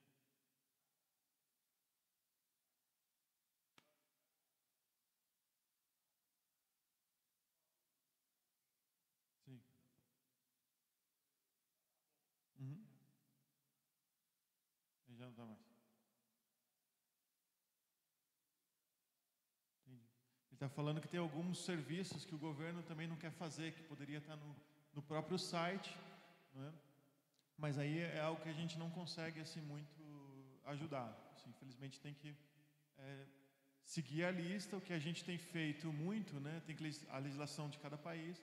O que a gente tem conseguido fazer muito é mostrar para o governo brasileiro que às vezes a lista de documento é impossível de conseguir e tentar, na medida do possível, diminuir. Então, essa portaria de 2000, venezuelana, por exemplo, ela já é a terceira ou a quarta. Então, se vocês seguirem as portarias, vocês vão ver que os documentos foram cada vez mais simplificados para que a pessoa possa, de fato, ter o direito à documentação. Aí isso a gente consegue aqui com o governo brasileiro e tal. Mas, de fato, algumas coisas são inegociáveis, né? Então, declaração de antecedentes criminais normalmente é inegociável, sempre pede. E aí também não dá muito para diminuir mais assim do que a lista está. Uma coisa que foi feita é que, como eu comentei, as crianças venezuelanas não tinham essa carteira de identificação. Então, hoje, a criança pode fazer uma declaração, né, os pais, na verdade, fazem uma declaração de filiação, dizendo que a criança é filha deles e tal, assinam, e isso tem sido utilizado no lugar da carteira de identificação. Então, porque chegou no momento em que os pais pediam autorização de residência, os filhos não tinham condição de pedir autorização de residência, pediam refúgio, aí ficava, né, parte da família com um documento, parte da família com outra. Então, para evitar isso, foi simplificado, para que todo mundo possa pedir o mesmo tipo. Certidão de nascimento, sim, sempre com a certidão de nascimento.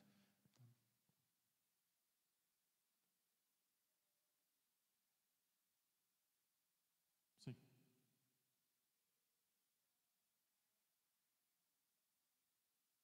Isso. Temporária, inicialmente por 2 anos. Isso. Não precisa fazer o cisconário. Isso.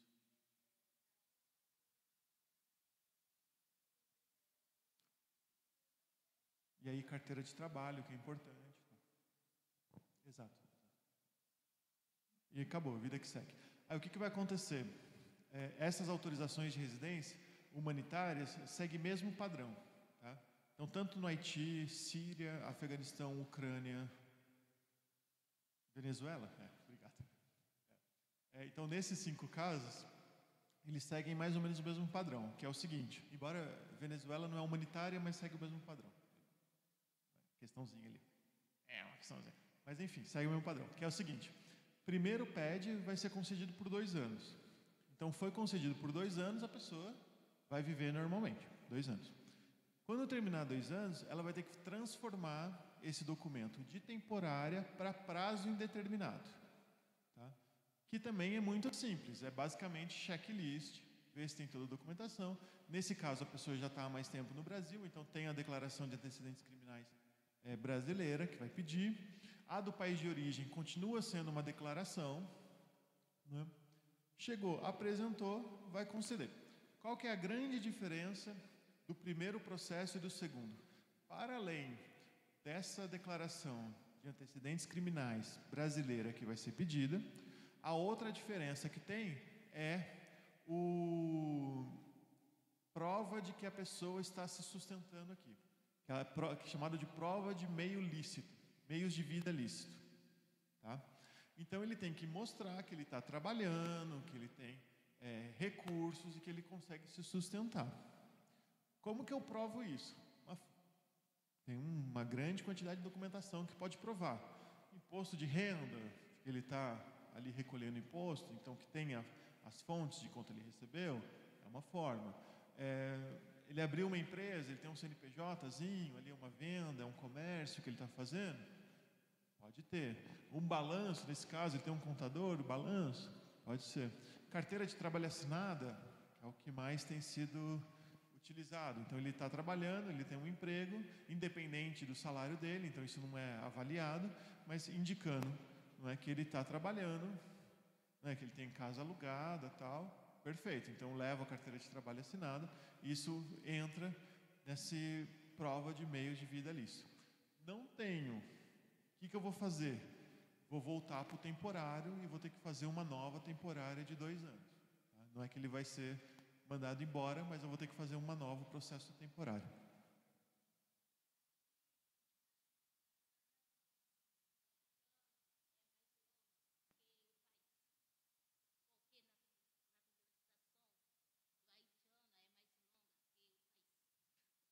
a naturalização haitiana é mais longa, não só do Haiti, mas de todo mundo que tem essa temporária. Por quê? Porque a naturalização, ela diz o seguinte, né? Será concedida a naturalização à pessoa que se encontra no Brasil com autorização de residência por prazo indeterminado após 4 anos. Tá? Então, eu estou comentando para vocês que tem um processo de transformar de temporário 2 anos para indeterminado, certo?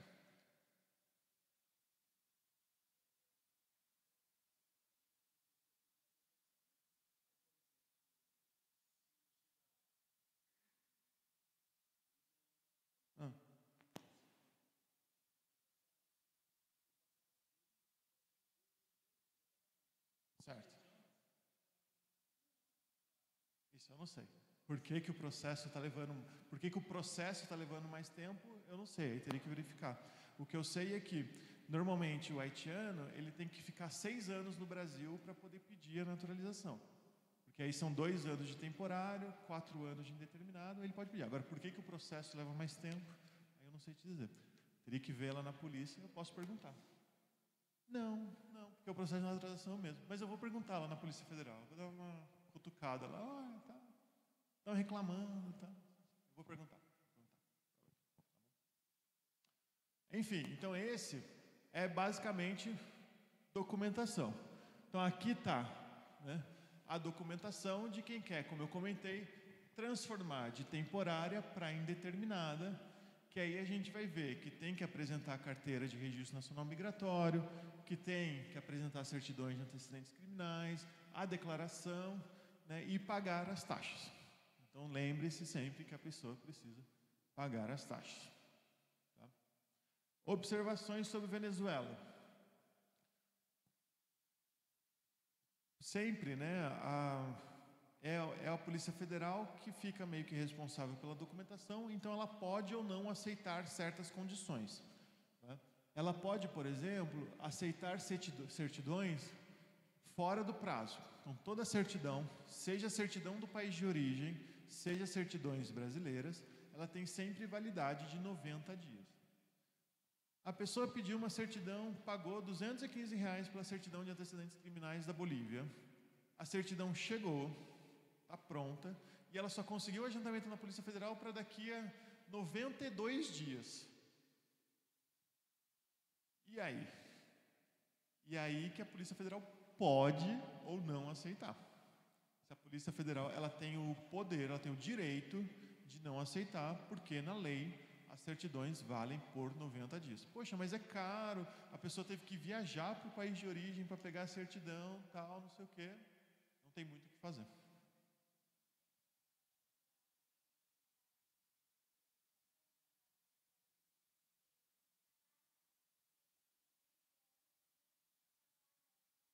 Não, infelizmente não. Por isso que algumas polícias federais acabam aceitando. Então, com esse pensamento, a pessoa tinha a certidão no momento em que ela fez o agendamento.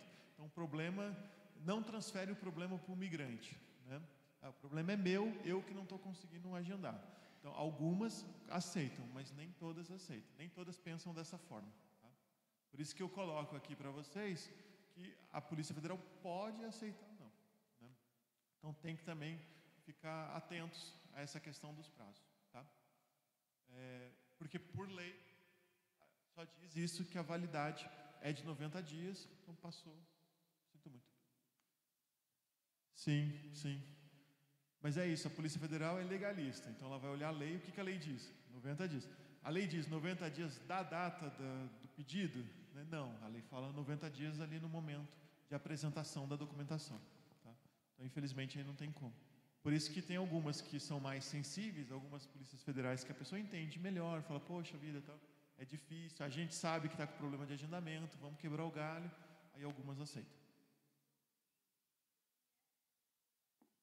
Sim. Algumas sim, essas portarias não são do CONARE, tá? Essas portarias são do Ministério da Justiça, junto com o Ministério das Relações Exteriores, passa por outros órgãos do governo.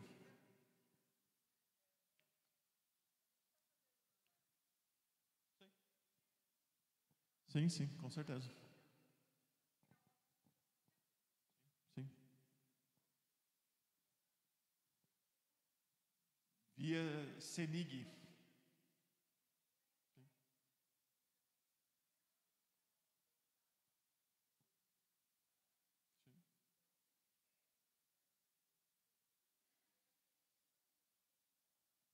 Sim.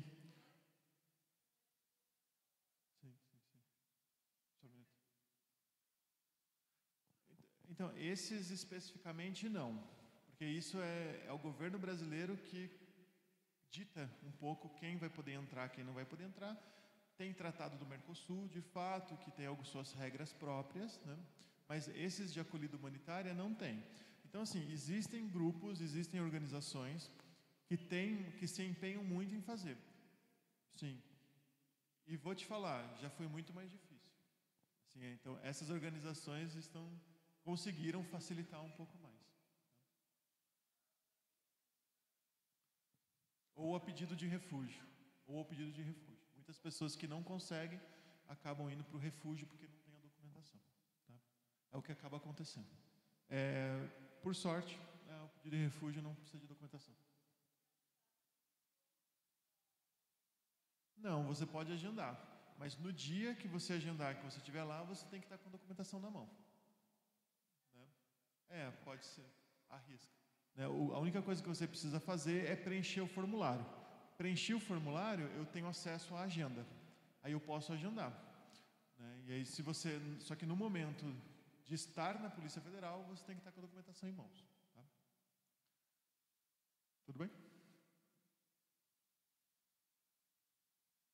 Como eu comentei, então, né, a criança de até 9 anos de idade que tiver impossibilidade de apresentar a cédula de identidade ou passaporte, né, vai ter dispensado, tem que apresentar a certidão de nascimento original, pelo menos, né, tem que estar o nome do pai e da mãe identificada, e vai ter também, além da certidão, uma autodeclaração de filiação, quando for menor e não tiver desacompanhado de alguma maneira. Existe um procedimento para crianças desacompanhadas, que é a Resolução Conjunta 1, que é uma resolução do CONARE com o CONANDA, em que pode ser feito o pedido de regularização migratória mesmo na ausência do pai e da mãe.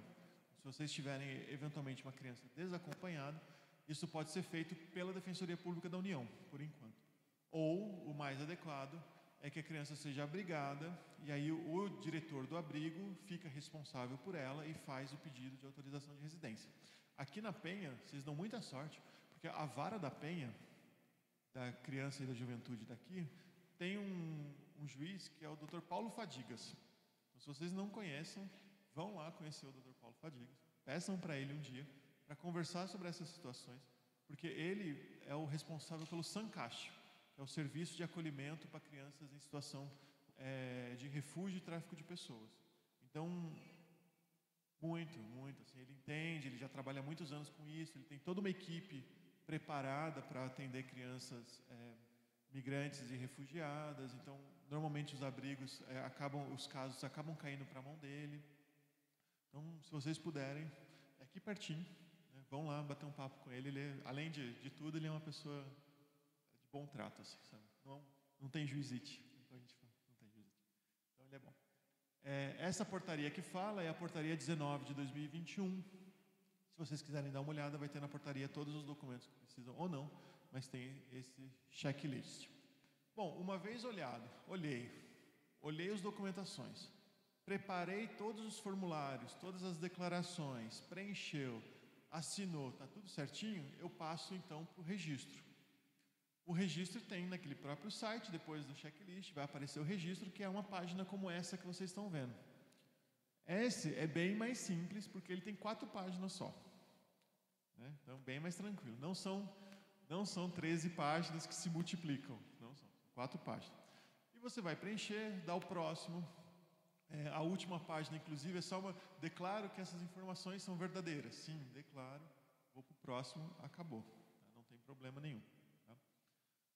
A questão toda é a de documentação, é de garantir que a documentação vai estar adequada e que a pessoa vai poder apresentar todos os documentos que foram pedidos. Tá? Não, você fecha o sistema, mas no dia da Polícia Federal você tem que estar com a documentação em mão. Tá? Você não precisa mandar nada antes para a polícia. Tem que apresentar os documentos originais, e tem que ser originais, apresentar o documento original lá no dia da Polícia Federal. Junto com a foto, junto com o que for pedido e junto com as taxas. Tá? Mas, em geral, não tem muito segredo. Aí vai ter a próxima página, a pessoa não tem RNM, então vai pedir dados de quando ela entrou no Brasil, qual foi o dia que ela entrou, como que ela veio. Mas, sim, bastante simples, é só mesmo data, local. O que não estiver com uma bolinha vermelha não precisa preencher, significa que a pessoa não tem problema nenhum, é só ir continuar.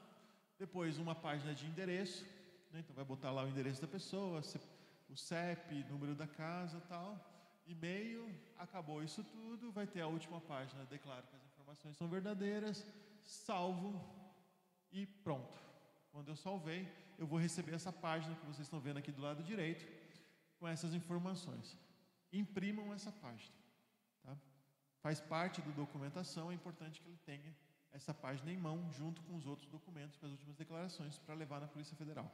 Tá? Isso precisa levar, é importante. Terminei, tem um registro, está lá, número do requerimento. Né? Então eu vou no site da agenda web da Polícia Federal, onde eu vou ter acesso ao agendamento. E aí eu preciso desse número de requerimento para fazer o agendamento.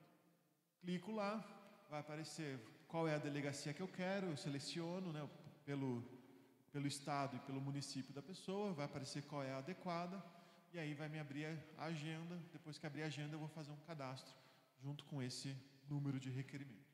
Super simples, muito mais rápido. O que demora, na verdade, é garantir que a pessoa vai ter a documentação. Tá? Alguma dúvida? Alguma pergunta? Não? Então tá bom. Quais são, então, os custos fixos para fazer o registro?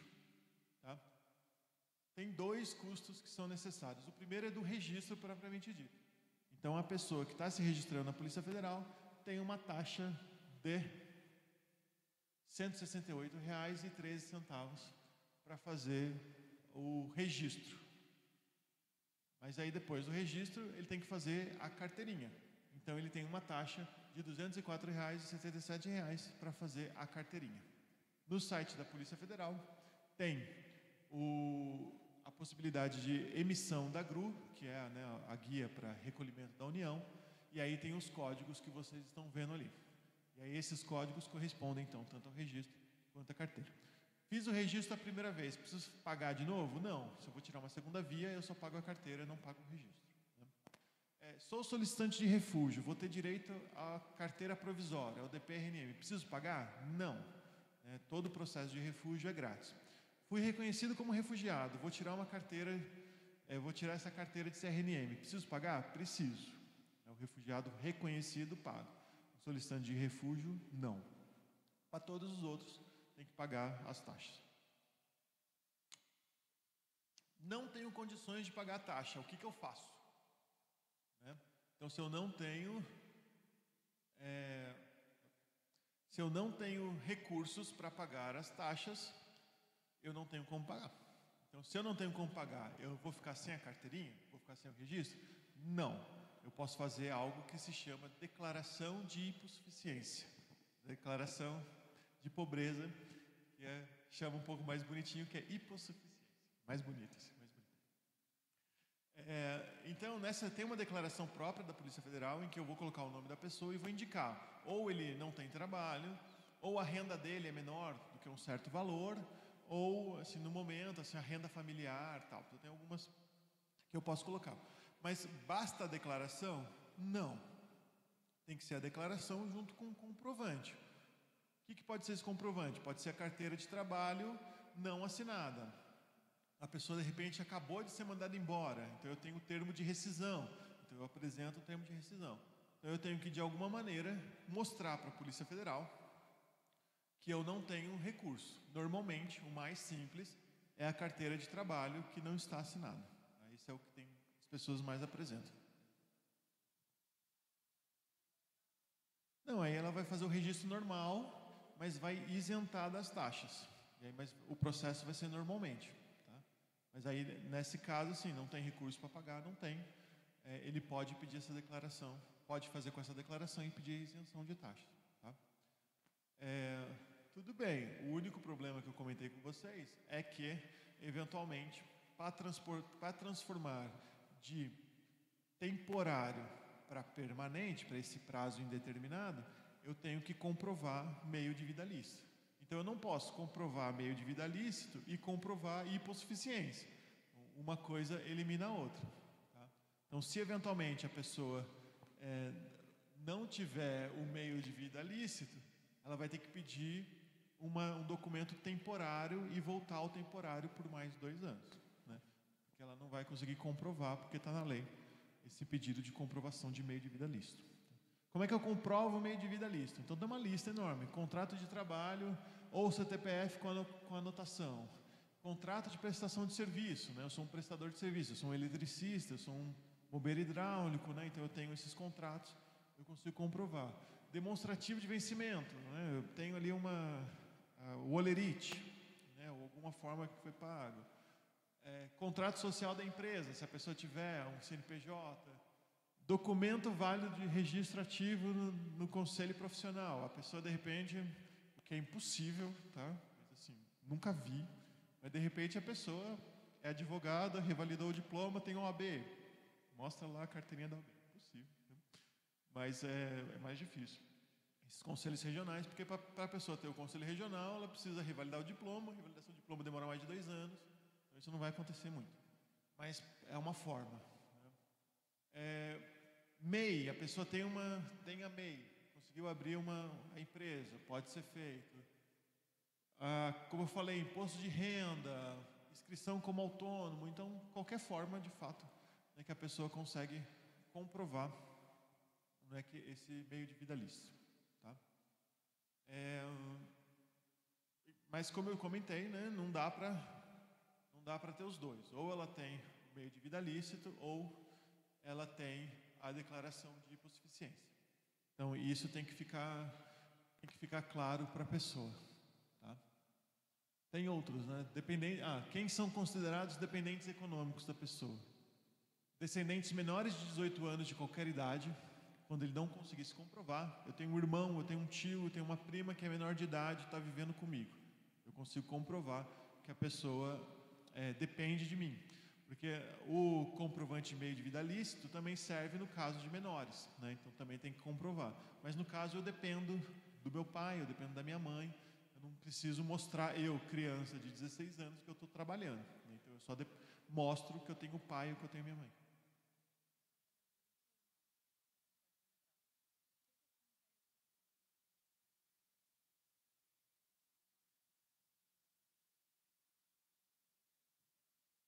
Só perde o bem.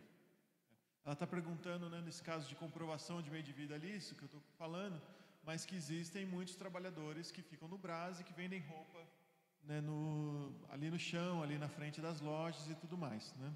E não raras vezes você tem a batida policial que vem, recolhe o bem das pessoas, as roupas da pessoa. Caso ele seja preso, ele pode ser deportado? Até onde eu sei, não. Tá? Então a legislação não fala de deportação nesse caso. Tá? Ela vai ter as mesmas punições que normalmente é recolhimento dos bens e apreensão desses bens. Mas eu acho que nem prisão, acho que posso estar enganado, mas acho que prisão não. Não, também não. Porque não existe a legislação, a 3445 fala que não há nem prisão, nem caso de deportação por irregularidade. O que ela vai fazer, ela pode receber uma multa por ela estar por estadia irregular, que a gente chama, que agora teve uma flexibilização, mas normalmente era uma multa diária, que pode ir até R$10 mil. Então a Polícia Federal ela pode aplicar a multa de R$5 até R$100 por dia, a depender, né, do como ela avaliar o caso. E essa multa pode chegar até R$10 mil. E aí ela tem que pagar. Se ela não pagar, aí abre um processo de repatriação. Aí sim pode vir. Então vai ter uma multa, ele não paga a multa, vai ter um processo de expulsão, aí ele pode ser expulso. A questão é que para ser expulso também tem um outro processo, que ele tem um contraditório, então que ele vai ter, a Defensoria Pública da União pode ajudar, entrar com algum pedido, dizer que ele não pode ser devolvido. Então, é um processo que demora um pouco, tem alguns meandros. Mas, assim, simplesmente por estar lá, com os bens, né, apresentados na rua e aquilo ser apreendido, não. E se ele tiver nota fiscal, ele pode buscar os bens. Tem nota fiscal, ele deve receber uma tagzinha, né, de que foi, porque normalmente quando se retira da rua os bens, pelo menos esse era o procedimento quando eu atuei no caso uns anos atrás. A pessoa pega, coloca tudo num saco e lacra o saco. E aí entrega o número do lacre para a pessoa, porque ela tem um prazo para poder ir lá retirar o bem. Só que ele tem que apresentar a nota fiscal de tudo que ele apresentou. O que acontece é que, em geral, não tem nota fiscal, então simplesmente perde e fica lá no depósito. Mas sem nada além. Então, os menores, então, podem apresentar, né, uma declaração de dependente, pode indicar que é dependente dos pais, nesse caso. Então, os ascendentes, né, os avós, né, meu pai e minha mãe, que dependem economicamente de mim, irmão menor de 18 anos, quando comprovado, né, que não consegue trabalhar e que vivem comigo, então apresenta o meu documento, não apresenta o documento deles. Cônjuge ou companheira, mesmo em caso de união estável, mas aí comprovação de união estável é uma coisa mais complicada, depende pelo menos de uma filiação comum. Então eu tenho filhos com a minha companheira, a gente mora junto, não tem certidão de casamento, mas eu tenho a minha criança aqui, então eu tento comprovar de alguma maneira. Existe a declaração de união estável, que também pode ser apresentada, mas aí depende também da avaliação ali da Polícia Federal no momento. Se eu tenho um enteado ou um menor de 18 anos sobre a minha guarda, então não é meu filho, mas é filho da minha esposa, mora com a gente, tem 15, tem 16 anos, comprova a dependência econômica.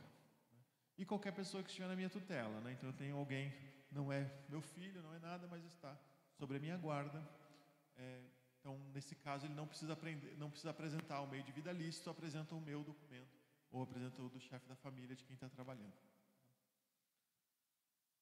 Se for estudante, considera-se até os 24 anos. Eu tenho um filho que é estudante, tem 23 anos, está na universidade, assim como qualquer brasileiro, consegue comprovar a dependência econômica. Tá? Tudo bem? Então, nesses casos, eu não preciso apresentar o meio de vida lícito, eu apresento o do meu pai, do meu irmão, daquela pessoa que está trabalhando. Tá?